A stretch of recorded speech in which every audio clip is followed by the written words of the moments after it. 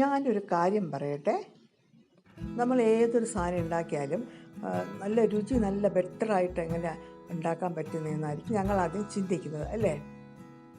അതുമാതിരി ആലോചിച്ചുണ്ടാക്കിയ ഒരു റെസിപ്പിയാണ് അടപ്രഥമൻ കേട്ടോ. ഇത് ഒരു പുതിയ സ്റ്റൈലിൽ ഞാൻ ഉണ്ടാക്കിയതാണ്. സ്റ്റൈലെന്ന് പറഞ്ഞു കഴിഞ്ഞാൽ ഒരു സംഭവം ഞാൻ ഇതിനകത്ത് ചേർത്തിട്ടുണ്ട്. അത് ലാസ്റ്റിലാണ് ചേർത്തിരിക്കുന്നത്. അപ്പോൾ അതെന്തുവാണെന്ന് അറിയണം എന്നുണ്ടെങ്കിൽ വീഡിയോ ലാസ്റ്റ് വരെ കാണണം എല്ലാവരും. ഓക്കെ, അതുകൂടി ചേർത്ത് കഴിഞ്ഞാൽ നല്ല സൂപ്പർ ടേസ്റ്റാണ് കേട്ടോ. ഒരു പ്രത്യേക രുചിയാണ് അത് ചേർക്കുമ്പോൾ കിട്ടുന്നത്. ഓക്കെ,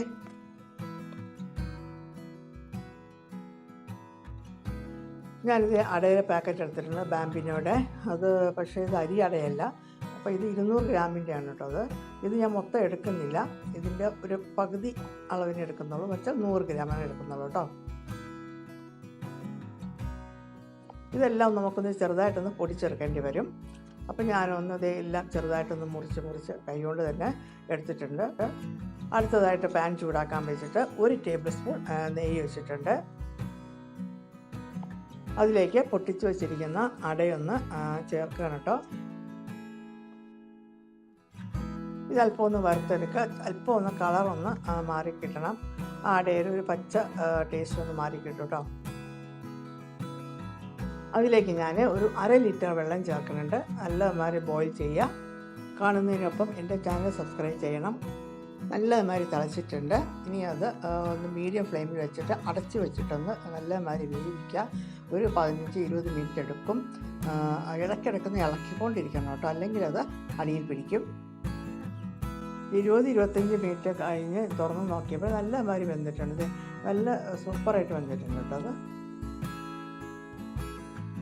അതിലേക്ക് ഞാൻ 150 ഗ്രാം ശർക്കര ചേർത്തിട്ടുണ്ട്. ആ ശർക്കര അലിയിച്ചും ചേർക്കാം, അലിയിക്കാതെയും ചേർക്കാം കേട്ടോ. ഇത് നല്ല ശർക്കര ആയതുകൊണ്ട് ഞാനത് അലിയിക്കാതെയും ചേർത്തിരിക്കുകയാണ്. ശർക്കരയിൽ എന്തെങ്കിലും കച്ചടയോ അഴുക്കോ മണ്ണോ എന്തെങ്കിലും ഉണ്ടെങ്കിൽ അത് അലിയിച്ചും ചേർക്കാം കേട്ടോ.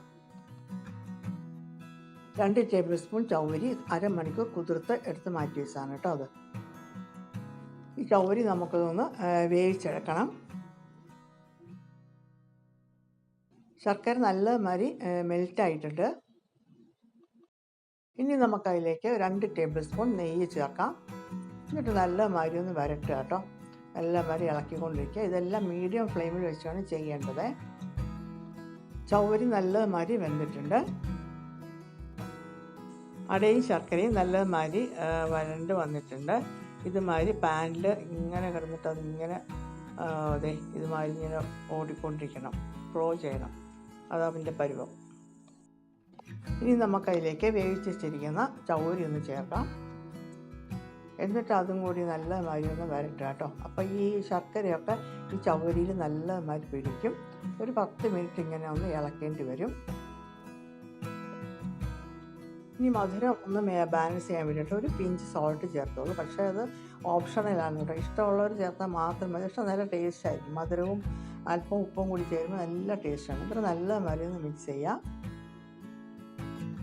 ഇനി ഒരു 5 മിനിറ്റ് കൂടി ഒന്ന് ചൂടാക്കിക്കോളൂ കേട്ടോ. തേങ്ങാപ്പാൽ ചേർക്കുന്നതിന് പകരം ഞാൻ പാക്കറ്റ് പാലാണ് എടുത്തിരിക്കുന്നത്. ഒരു 1/2 ലിറ്റർ പാലാണ് ചേർത്തിരിക്കുന്നത്, പാക്കറ്റ്. അത് പാലൊന്ന് ആദ്യം നല്ല മരുന്ന് തിളപ്പിക്കാം. തിളപ്പിച്ച് അല്പം തണുത്തതിന് ശേഷം മാത്രം നമുക്ക് ഒരു 1.5 കപ്പ് പാല് അതിലേക്ക് ചേർക്കാം. 1 കപ്പ് ചേർത്തിട്ട് ഞാനൊന്ന് ചൂടാക്കണം കേട്ടോ, ഒന്ന് ഇളക്കുകയാണ്.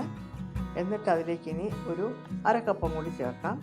അതും കൂടി ചേർത്തിട്ട് നല്ലമാതിരി ഒന്ന് ഒരുവിധം തിളപ്പിക്കാം. അധികം ഒന്ന് പായസം പിന്നെ നല്ലമാതിരി തിളയ്ക്കരുത്.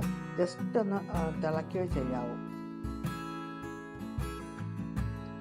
തിളച്ച് വന്നിട്ടുണ്ട്. ഇനി നമുക്ക് ഫ്ലെയിം ഓഫ് ചെയ്യാം.